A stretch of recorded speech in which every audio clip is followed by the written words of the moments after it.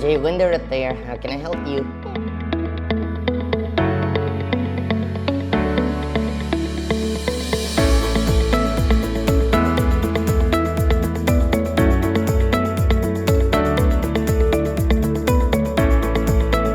ajwindowrepair.com